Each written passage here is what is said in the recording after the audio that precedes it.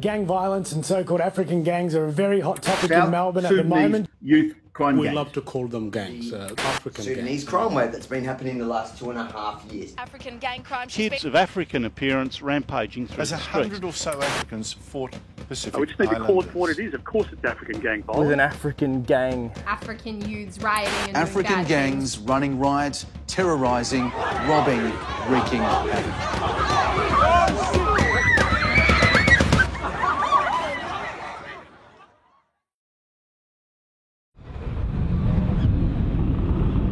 I'm Nwech.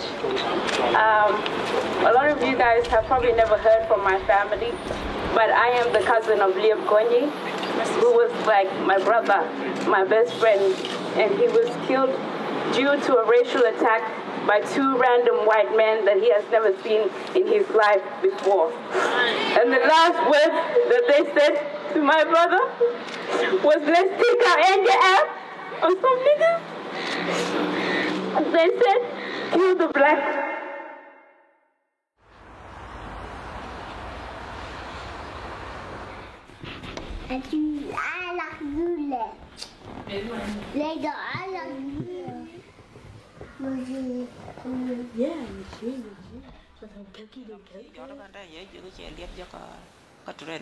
Somebody just called me. They said they found Liam on the train station. They found him lying down at the station and he's full of blood. By the time she got there, they already found the ambulance. The ambulance was there. Her other son went and grabbed onto his brother's legs.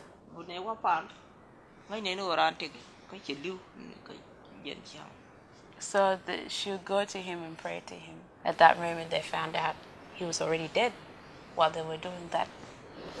He was a good kid. I miss a good kid. Growing up, I actually had to physically learn to love myself, and that had to, for me to love myself, I had to strip away a lot of like my childhood traumas, a lot of the things that I've experienced as a child. And I realized that majority of my suffering is because of my cousin's death.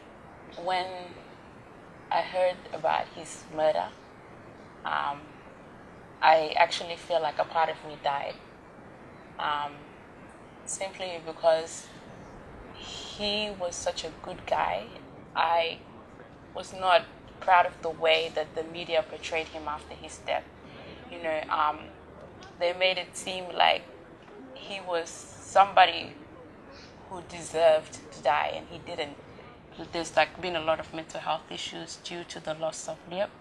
There's a lot of self-hate, self-blaming, self-guilt, kind of with the death of Liam. And I don't want my family to ever feel like they have to adjust to this suffering, or they have to adjust to the mistreatment. Took not only a life away, you took many lives away. And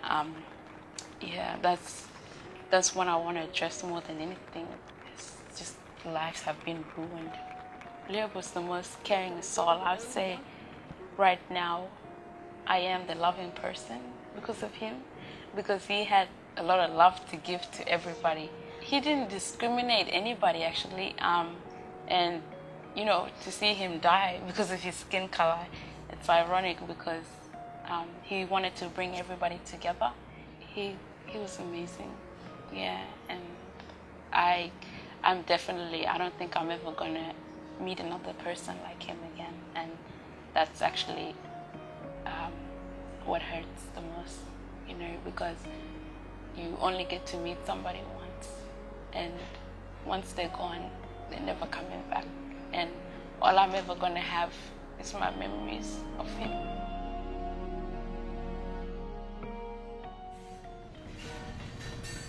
The next day when we found out that the people that had done it had flown to Adelaide, and they told us who they were, we knew straight away that it was those two European boys that were hanging around Noble Park and looking for somebody to hurt. We wanted revenge straight away, you know, the boys got together, we're really angry. Want to get whoever's the next person next to us, the next white person, you know, next young white man. We wanted to murder him the way that they murdered our friend.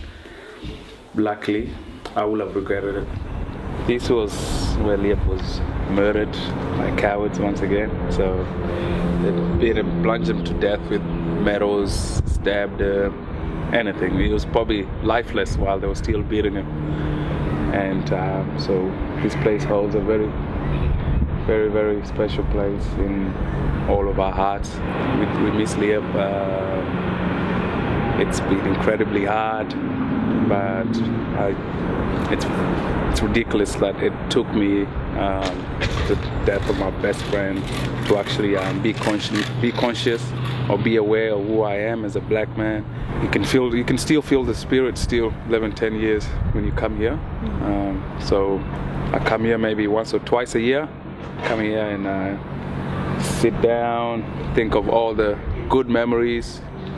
I shed a few tears, and I always come out laughing because of the great, awesome memories that Liep left us. Yeah. There's always tormenting memories, whether it's from the media or where it's from going where he died, coming to where he died.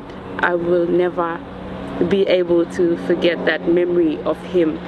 And if I see it happening again, I'm going to do the best that I can to stop it, because nobody needs to go through what I went through. Nobody needs to go what Malal went through. Nobody needs to go through what my brothers went through. My brothers used to come here, and Noble Park, my cousin was really like across the street over there. You know, it's such a coincidence that after all these years, me being exposed to that, having to drive around YouthLink and never actually going into it, yeah, for me to like see a different atmosphere as to the one I've seen at home, kind of shows that, like, you know, kids do need more support in home. I think they're trying to make a difference. And part of making a difference is to figure out who they are, how they feel, what's important to them. We're hosting Wednesday evenings for them to have a safe space to come and meet, to work through their plans. The whole point of adolescence is to push boundaries. It's to do the wrong thing, because you're trying to figure out who you are. The South Sudanese bit, or the cultural piece behind that, is the way it plays out. That's all. It's the texture and the context it sits in. What's great about this group is it's bringing that conversation to the fore. It's opening up a new dialogue, an intergenerational dialogue. Where it goes in terms of what happens with the community, we'll see. That we don't know yet. We as a group over here right now, working as one, how we all going to contribute our skills and like our knowledge and kind of bring it as one. If we do the same thing that we did to Channel 7 to our community, we will impact each other, we will support each other. I haven't slept till quite late Wednesday nights for the last several weeks because my mind is going till like 3 in the morning. Just processing information that I've heard, you know, and how it inspires me and how it reframes my thinking about all of my work. I think they're starting to focus in on some achievables. The context of all this is, what, we're going to change racism? Please let me know when that happens. I'm all there. And that is part of it. You do change racist behavior, but it happens on a microscopic level to begin with. And that's what this is about.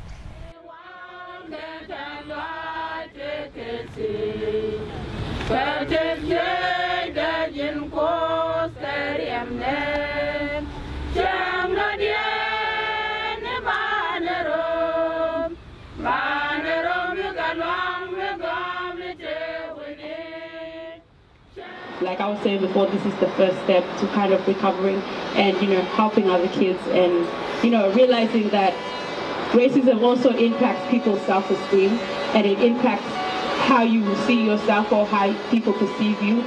But the solution is up to us. How we as people work together to resolve the issue of racism and making sure it never happens again is up to us. So thank you so much.